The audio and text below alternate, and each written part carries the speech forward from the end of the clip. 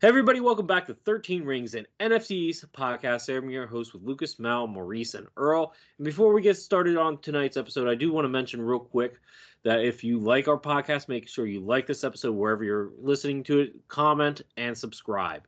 Also, before we get started, I do want to mention one other preview thing going on with us before the season starts. We are going to be doing mailbags from shifting from team focus to NFC East focus during the season. So make sure you guys keep an eye on that for on Saturdays. Also, we did do some spaces during the summer team oriented during the season. Every Tuesday night at 6 p.m., we are going to be doing a NFC East space. We invite you guys to come on, talk NFC East after whatever week we're playing in, and let's have a good time with that. That being said, guys, we are on the eve of the regular season. Are you guys excited for this? Maurice, you guys are up first. I know that's exciting. But let me start off with Mal. Mal, let me ask you this brief, season preview. What are the vibes? What are your hopes? What are the fans feeling? All that stuff. Yeah, I mean, honestly, the hopes are that the Giants can win games, but the vibes are that it's really up in the air. I don't know. This is one of the first seasons that I'm kind of going into where I don't really know what to expect, and that's okay. I'm more so having an open mind, hoping that we can do a little better than next year and kind of take it from there. I think there's just a lot of uncertainty with our young roster. This offseason has been one of the worst, I would say, for Giants fans. There's just been like a lot of fighting within the fan base regarding, Daniel Jones and if he's it or if he's not. I mean, we're in year 6. I think that argument is kind of over at this point. At this point, I'm just tired and I want to see results, and we'll see what happens this season. Like I said, we could be anywhere from an 8 to 9 win team to a 4 win team. It all depends really on how everyone performs, if everyone stays healthy. That's honestly my vibes and thoughts on the Giants going into this season. But we play the Vikings week 1 at 1 o'clock. Sam Darnold is the quarterback. I think we have a pretty good chance to win that and start the season off on a positive note. So I'm hoping for the best. Nothing wrong with hoping for the best. Absolutely. We will see. I'm going to go up next here, guys. The Commanders, the vibes are good. Look, we are the one team in the division that does not have high expectations to win. We have a rookie quarterback. We have a new head coach, new GM, new owner. All the good vibes here. We just, previewing team news a little bit. Sam Cosmi just got an extension, well deserved. And look, at the end of the day, when it comes down to it, I mean, look, we won 4 games last year. It, it gets better from here. Like, it can't get much worse, right? So, you know, the vibes are good. Everybody's feeling good. Some fans are a little bit too overly optimistic, if I'm being honest, but most of us have good vibes going on. Definitely good vibes. What about you, Maurice? How's the Eagles fan base feeling right about now? Well, most Eagles fans are very optimistic. We're optimistic that last season we had a hiccup, and this season, with another off season of chemistry with the offense and a new defensive coordinator who's kind of like the architect of that type of defense, and Vic Fangio, we're very optimistic that this season the Eagles can make a deep run, I'll say, in the playoffs. From a talent aspect, we have the right players in the right positions. A little bit of youth, maybe some things, the kinks to work out early on in the season. Our schedule isn't a brutal schedule like last season's, so everything is lining up for the Eagles to have a good run this season. It always comes down to the quarterback when you're trying to win a Super Bowl, and that's Jalen Hurts for us. And Jalen had a good season 2 years ago, and he had a down season last year. So the question is going to be, was that a fluke, or is Jalen Hurts back to, let's just say, the Jalen Hurts standard at quarterback? Is he going to be that top 3, top 2, maybe top 1 I don't know, quarterback in the league, or is he going to be a top 10 player? We will see. Fair enough. Fair enough. Yeah, we will definitely see. Was last year the fluke or the year before? We'll definitely see with the Eagles for sure this year. Earl, what's going on in Cowboy Nation now that CD got his extension? What are the vibes? What are the hopes? All that good stuff. The hope is to get CeeDee Lamb ready for week 1 against the Browns. I know that they wanted to give him a good pitch count on just him getting acclimated into the offense and kind of getting into a rhythm. We'll see what his reps are going to be in week 1. I believe Cowboy fans are kind of the same on how it was at the beginning of the offseason. I sent y'all some pictures in the group Twitter mess X space. So y'all see what I'm talking about.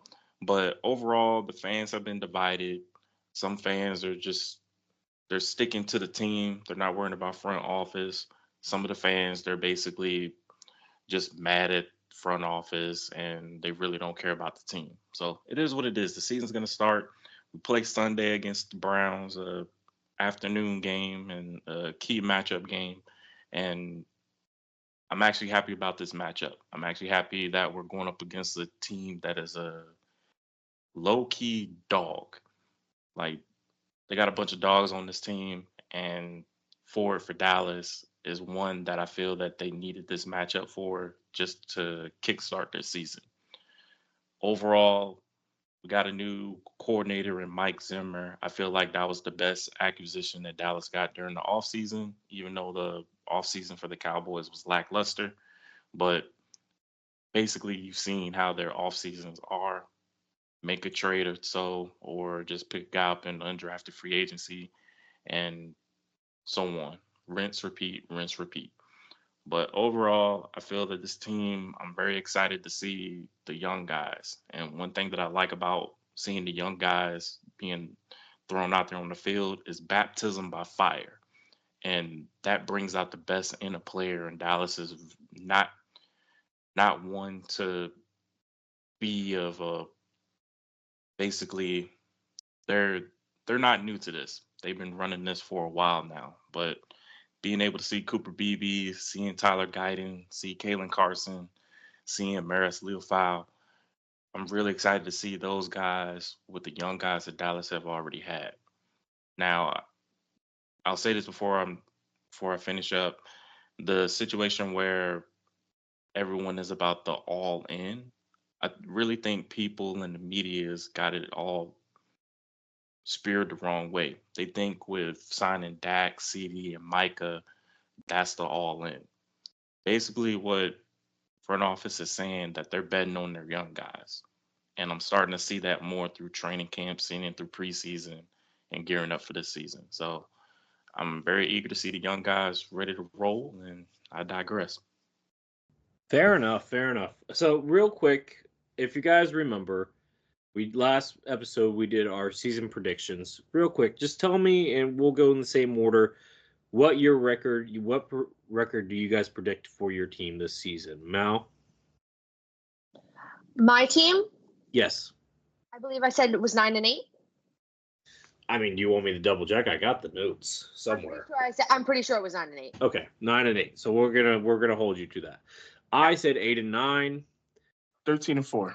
13-4, and Earl 12-5. 12-5. Okay, we will see if all of our teams reach that record. That would be a pretty fantastic season. Probably not though. We'll see though. We will certainly see. That being said, I'm going to hand it over to Earl for team news. Yes, we're going to talk about team news, and I'm going to kickstart it to Mal. Do you have any team news dealing with the Giants? Yeah, so one little bit of team news. The Giants this past week re-signed cornerback Adoree Jackson to a minimum deal, $1.75 million for the 1 year, zero guaranteed. I like this move, guys. The cornerback room was just a mess, and we really, really needed a vet in there.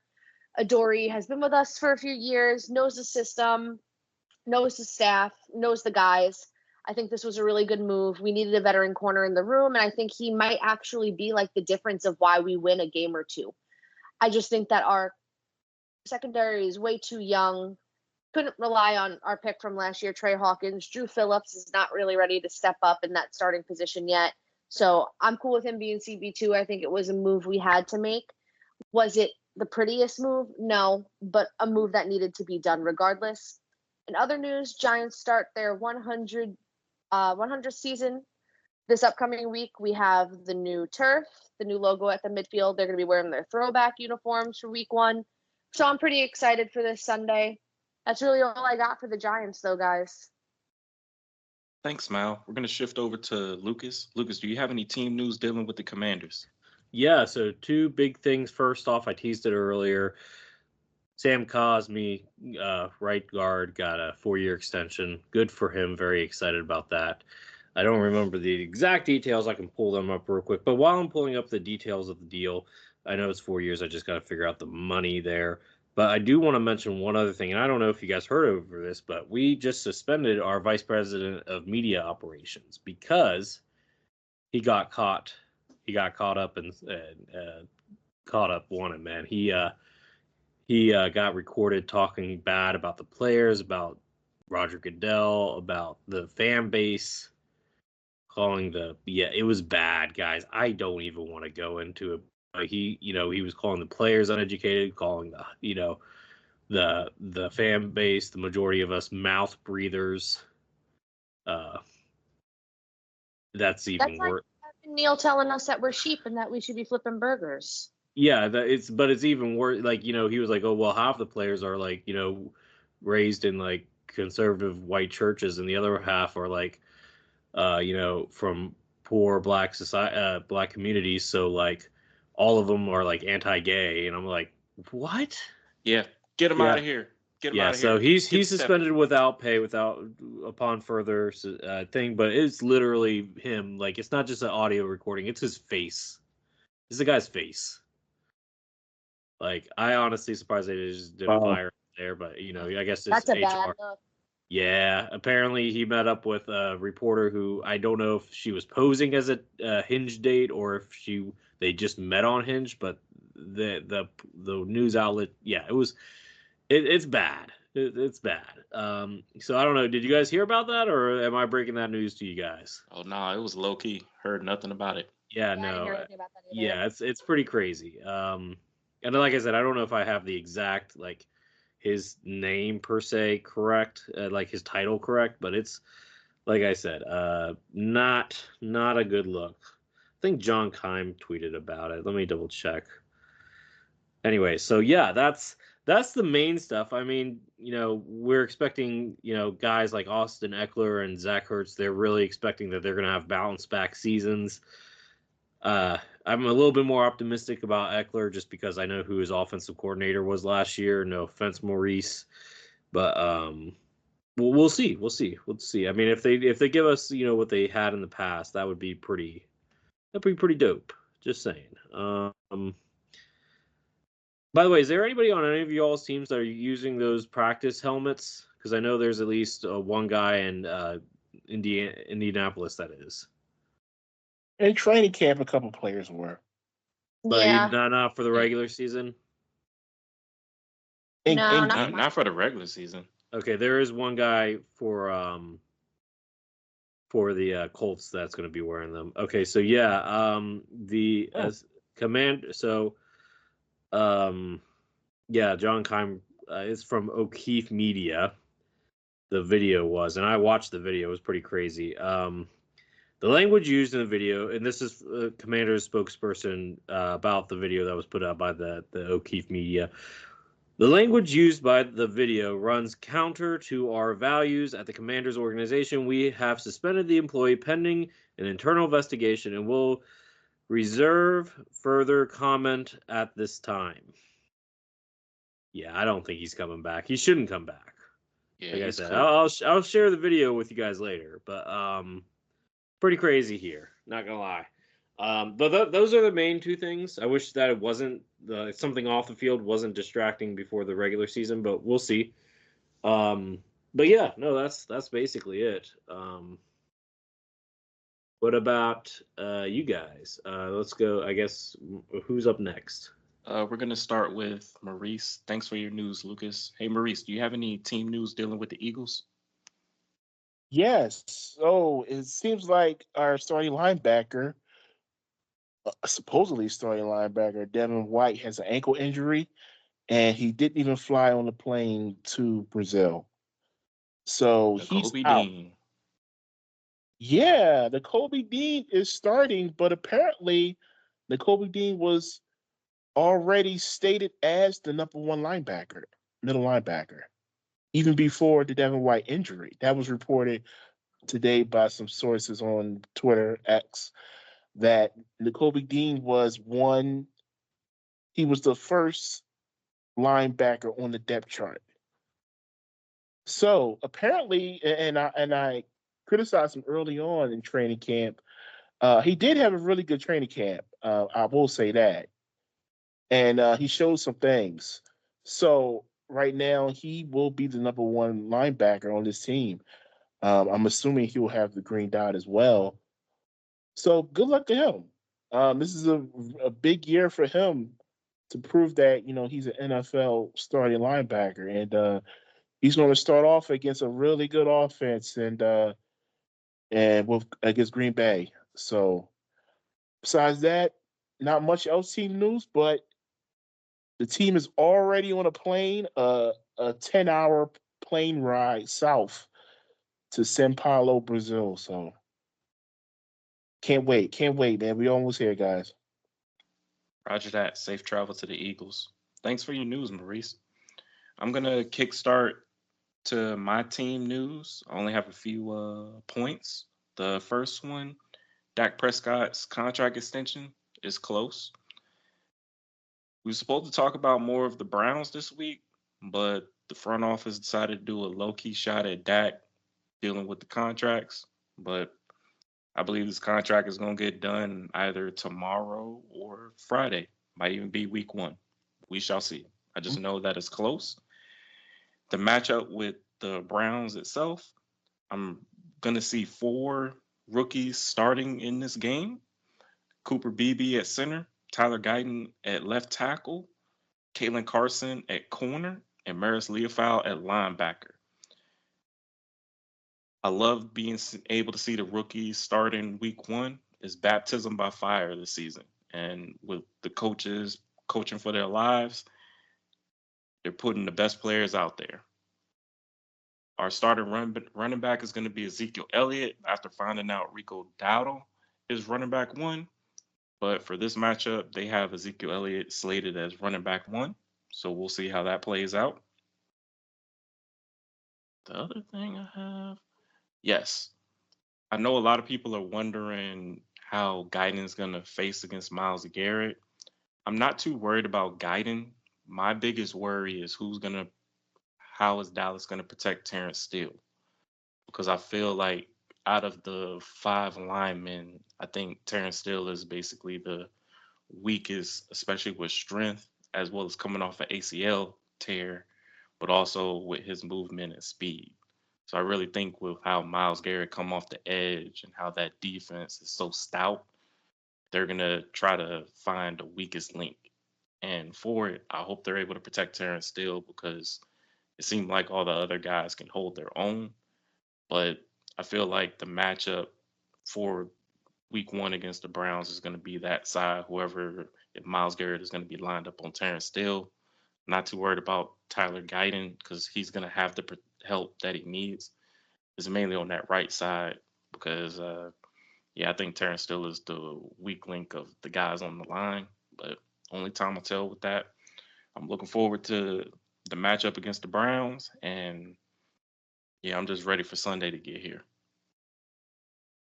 Fair enough. And on that note, I'm going to pass it over to Maurice. Yes, and like Lucas stated earlier, going forward, the mailbag will not be team, but it will be NFC East in general. Correct? Yes, but this one is team oriented. Yes, yes. This is the last one, but this one is brought to us by the Washington Commanders, and I have one mailbag question, and that question is, and this is directed towards Lucas. Yes. Name one player from offense and one player from defense who you think will have a breakout season. Offensively, breakout season. Mhm. Well, I was going to say De'Ami Brown, and I guess I forgot to mention this, but Luke McCaffrey was named the other outside wide receiver in the official depth chart. That was kind of surprising. So But he's receiver too?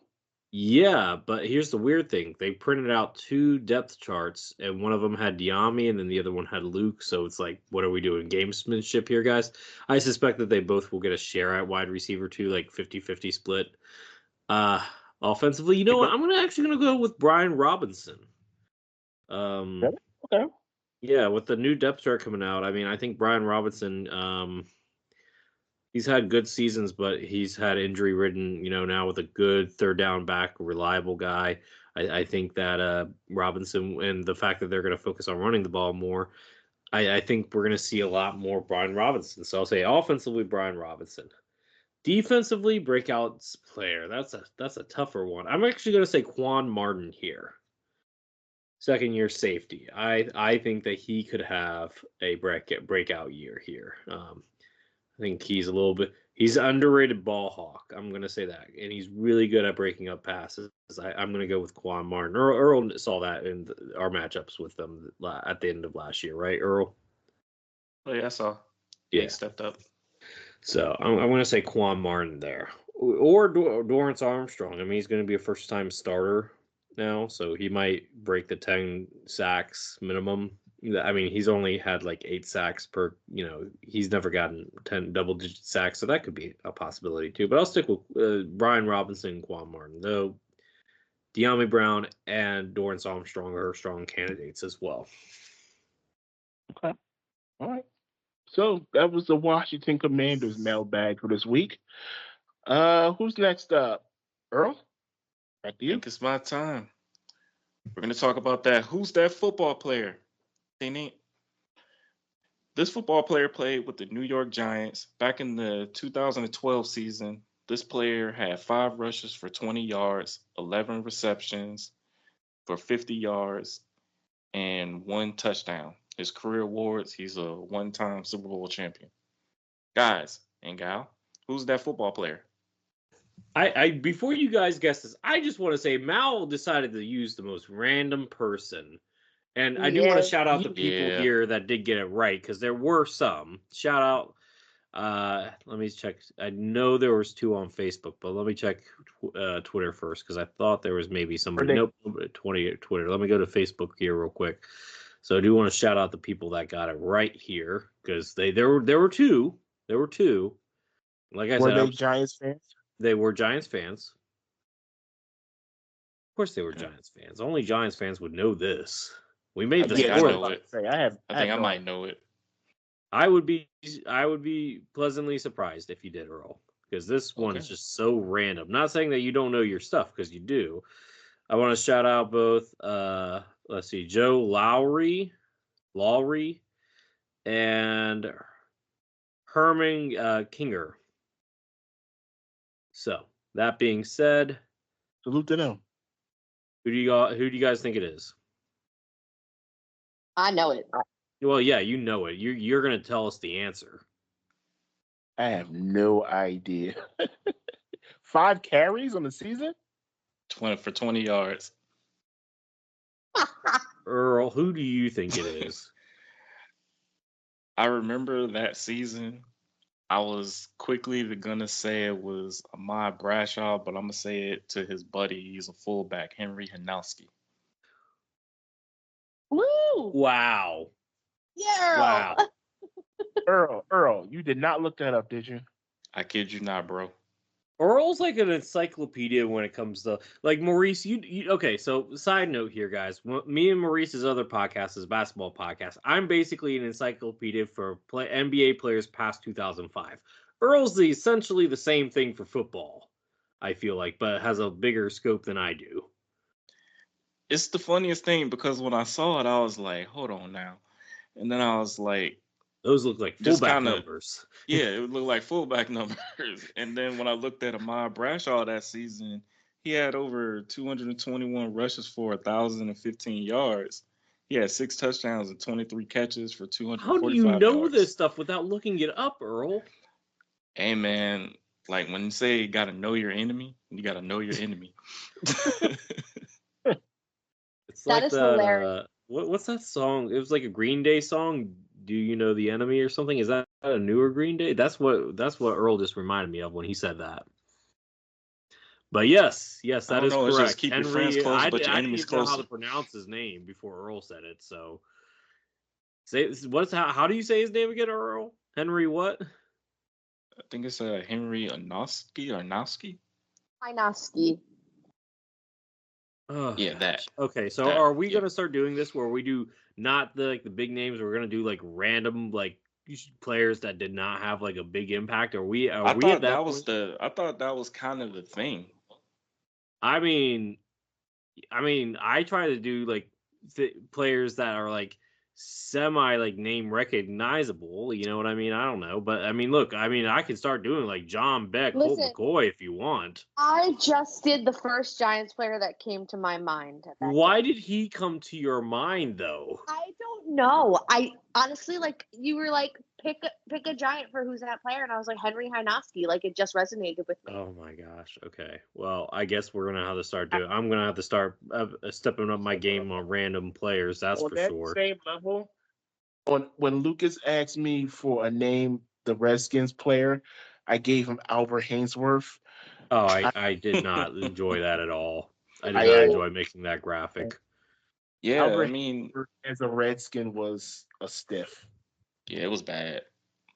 Hang on, guys. I might have to take care of my daughter. I'm hearing her cough.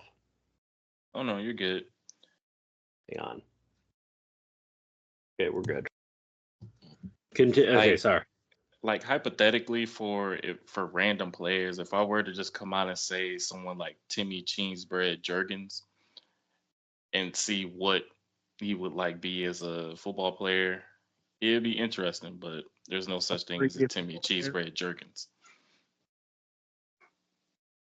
Yeah, that sounds a little bit too fake. But anyway, moving on. Mal, I think it's time for the poll question now. Yeah, so let's move on to the poll question of the week. So the poll question of the week was, will Kayvon Thibodeau have a breakout year this year? And guys, it was a 50-50 vote. That's crazy. Yeah, we didn't have a deciding factor on that. So half people say yes, half people say no. I mean, in my honest opinion, it's year 3. I'm hoping for a real breakout season this year, especially after he had 11.5 sacks last year. And plus, he's got Brian Burns on the other side of him. So he should relatively improve. I don't know if it's necessarily going to be a breakout season, but I foresee him improving. All right, cool. I think one guy that might break out, and I think he's been kind of doing it, is Dexter Lawrence. Yes. Is he really a breakout candidate if he's already made like an all-pro though? I mean, it's a level of consistency, and if he can continue to do that, especially with having Thibodeau and Burns, hey, that just shows. It's like if he's going out there getting his, then yeah, he's a special player. And I think he's on contract year too, ain't he? Something like that. No, he's extended. Oh, nice. Cool. All right, and on that note, so the trivia question is, which former Philadelphia Eagles running back averaged the most rush yards per game? So I'm gonna let Maurice answer last, but let me go to Mal. Who do you think it is? Oh man. Who had the most rush yards per game? Yeah. I'm honestly gonna say McCoy. McCoy? Okay. Earl? I think it's Shady. You think it's Shady? Maurice, who do you think it is? I actually thought it was Westbrook, but it's between Westbrook and McCoy. But I'm gonna go Westbrook. You're all wrong. Wow. It is actually Ricky Waters. Spit the fire. That was one guy I was thinking, but it was so long ago. Spit the fire. Yeah, Ricky Waters.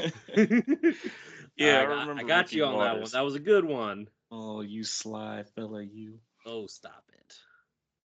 Ricky. I'm pretty sure somebody got it wrong. Oh yeah, I want to shout out John DeLines or DeLoyne. I think it's DeLines. He got it right too. He commented on our post on Facebook. So shout out John. You got it right, and you were asking me when you find out. Now you found out. So yes, John DeLyons. It's spelled DELYONS. I guess that's DeLyons, right? Or is it DeLoynes? It's probably DeLions. Probably DeLyons. Okay. Anyway, shout out to you, John. That being said, Ricky Waters, Yeah. and he played Ricky- at Notre Dame. Ricky Waters, who averaged about 79 yards per game. Shady McCoy was second, though, with 75.5. Close. Now- that was close. Here's the other one. Steve Van Buren from 1944 to 1951 averaged 70.5 per game. Westbrook was actually He was a eighth. baller. Yeah. Westbrook was 8th. So I wasn't even close. No, you were not. No, you were not. LeGarrette Blount is actually third. I forgot that LeGarrette Blount played for you guys. Yeah, Super Bowl year. Super. Yeah. Yeah. Yeah, he's 13th on this list. There are some names here that I noticed. I'm just like, how did they get on this list? Anyway, that being said, who's gonna wrap it up for us tonight? Maurice is gonna take it away. Yeah, let's wrap this one up. Week 1 is here. I'm fired up. You guys fired up? Oh yeah, Fired up. as fired up as the Kool-Aid guy is. Oh yeah. Oh yeah. Hey, I asked everyone here before we started recording, what's your pregame meal for week 1? Ooh, pre-game meal. I think I'm making buffalo chicken dip tomorrow night. I think Chicken dip. I mean, I'm not going to do anything for the Eagles. No offense. I think for the Commanders, I think I'm gonna. It's not. Sorry, like I'm not trying to be mean. I got my daughter this week, and shot kids menu, fun stuff. But this Sunday, I think I'm going to do. This is not my normal one, but I have the ingredients, and I haven't made these in a while. So I'm gonna make some homemade cream cheese wontons. What? Why didn't I guess this, Earl? Something with cheese. Okay, ain't but easy you being would you have cheesy for guessed Lucas. cream cheese wontons? No, you would not. So get at me, okay? Hey, I mean, cheese is cheese. It's dairy. Okay, guys. We can Lucas we going can to dairy. we can discuss my eating habits, or we can end the podcast on a high note and a pretty early done podcast. So let's wrap things up, Maurice. What I'm gonna do, and I'm not gonna shame the Eagles like Lucas, but I'm planning on having wings and drinking some pineapple Fanta. Ooh, Yeah, okay. wings over here too. I might get some brisk tea. Brisk tea is always good. Yeah, Shabba C. All right. That's the food talk. Sorry about that. Let's get out of here. I want to thank everybody for listening to this podcast. Enjoy week 1 of the NFL season. Make sure to subscribe to the podcast on Spotify, Apple Music, iHeartRadio, and Amazon Music. And check us out on YouTube. Give our videos a thumbs up and subscribe to the channel. Make sure to follow us on X, Instagram, and Facebook at 13_rings podcast. And with that, have a good day. See ya. Bye, y'all. Blessings.